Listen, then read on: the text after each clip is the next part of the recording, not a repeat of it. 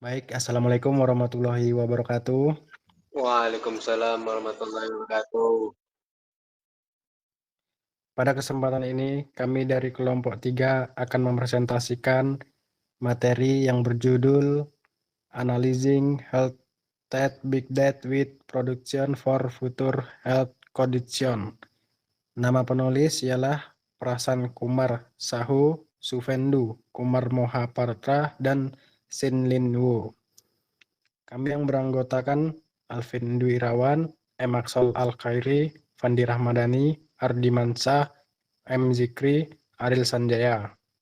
Baik, slide selanjutnya yang langsung dibacakan oleh M. Aksol Al-Khairi.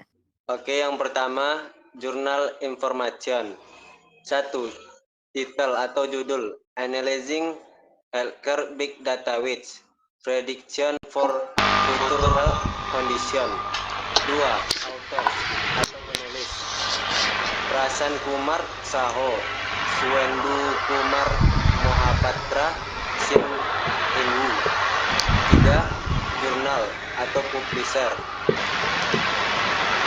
IECES, Institute of Electrical and Electronic Engineers. 4. Years, tahun terbit 2017. 5.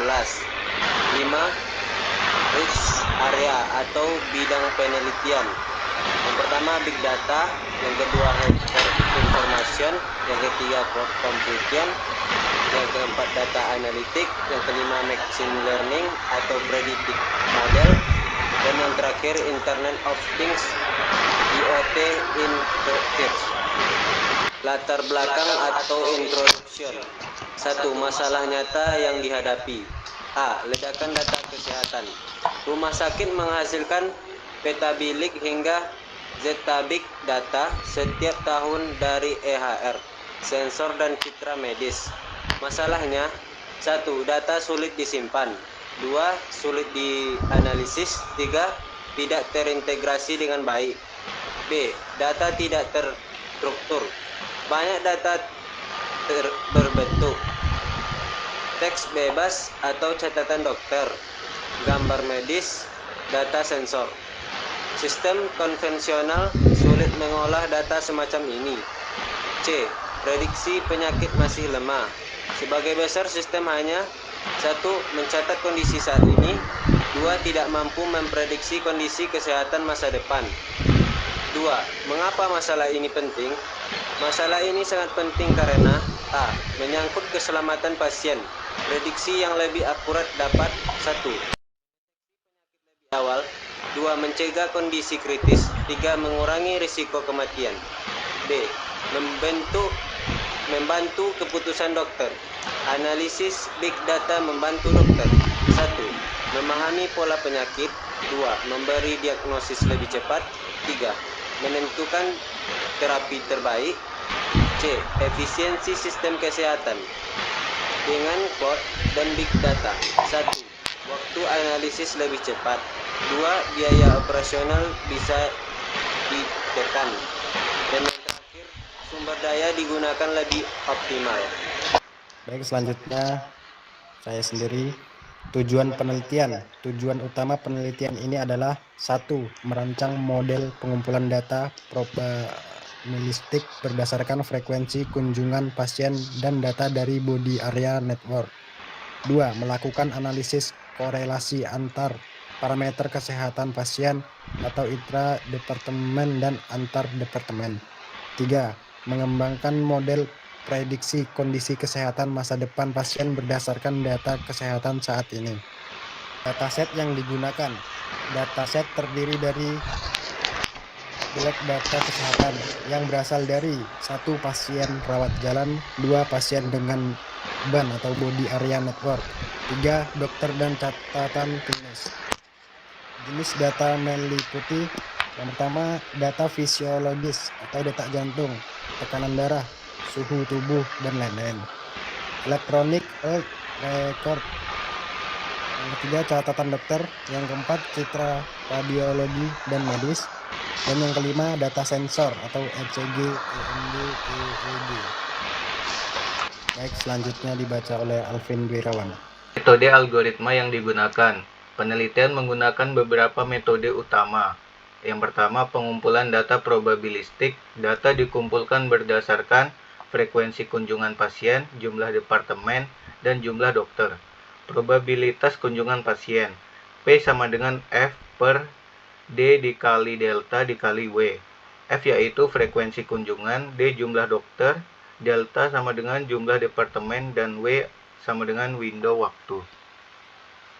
B. MapReduce atau Cloud Computing digunakan untuk memecah data besar menjadi blok kecil, memproses data secara paralel, dan meningkatkan efisiensi dan kecepatan analisis. C. Analisis korelasi. Terdapat dua jenis. Yang pertama, intra-cluster korelasi. Dua, mengukur hubungan antar parameter kesehatan dalam satu departemen, misalnya sesama pasien jantung. Yang ketiga, intercluster correlation. Yang keempat, mengukur hubungan parameter antar departemen, misalnya jantung dan neurologi. Hasil korelasi digunakan untuk mengelompokkan pasien berisiko tinggi. D. Prediksi kondisi kesehatan menggunakan Hidden Markov Model atau HMM. Yang selanjutnya Viterbi algoritma dan ditambah faktor nilai korelasi untuk meningkatkan akurasi prediksi. Contoh kasusnya, prediksi pasien flu berdasarkan gejala tersembunyi seperti pilek, bersin, dan sakit tenggorokan. Hasil penelitian, hasil utama, akurasi prediksi mencapai 98%, utilisasi CPU dan bandwidth sekitar 90%, sehingga waktu analisis lebih cepat, sistem cloud lebih efisien. Model berhasil mengidentifikasi pasien berisiko tinggi, memprediksi kondisi kesehatan masa depan dengan baik, menangani data besar multi-struktur teks, gambar, sensor. Evaluasi metrik yang digunakan meliputi akurasi prediksi 98%, CPU utilization 90%, bandwidth utilization 90%, waktu pemrosesan analisis. Evaluasi dilakukan melalui simulasi di lingkungan cloud. Baik, selanjutnya dibaca oleh Zikri. Grafik visualisasi bar chart dan line chart. Yang pertama, bar chart. Grafik ini menunjukkan persentase penggunaan bandwidth jaringan ketika ukuran data meningkat. Data size 10 sampai 50 GB. Jumlah VM per data center 5 dibandingkan pada 5 data center. Pola yang terlihat. Yang pertama, semakin besar data, penggunaan bandwidth meningkat. 10 GB 20-40%. Yang kedua, data center dengan beban lebih tinggi menggunakan bandwidth lebih besar. DC5, DC4, DC3, DC2, dan DC1. 3. Tidak ada lonjakan ekstrim. Kenaikan terjadi secara bertahap. Sistem tetap stabil. Kesimpulan 12. Sistem cloud mampu menangani transfer data besar. Yang kedua, bandwidth digunakan secara efisien. Grafik line chart ini menunjukkan total biaya 5 pemrosesan. Yang pertama, data berdasarkan ukuran data 10 sampai 100 GB.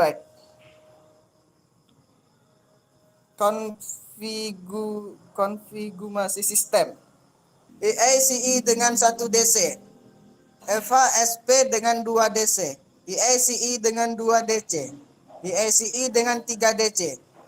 Pola yang terlihat, 1. Semakin besar data, biaya meningkat. 10 GB sama dengan 3.10.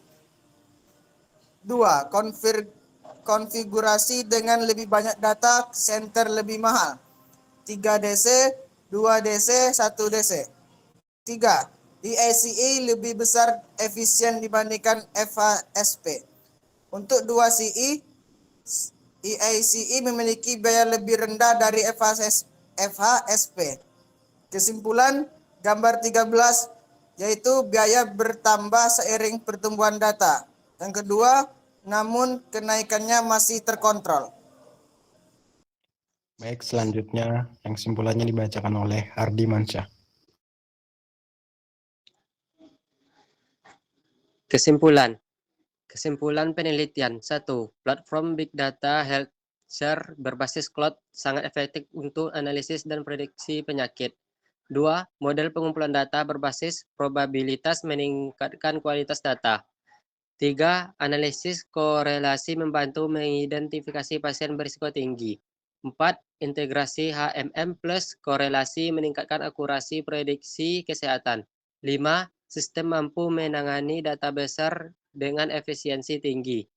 Penelitian ini menunjukkan bahwa Big Data plus Code plus Machine Learning dapat meningkatkan kualitas layanan kesehatan dan prediksi penyakit di masa depan.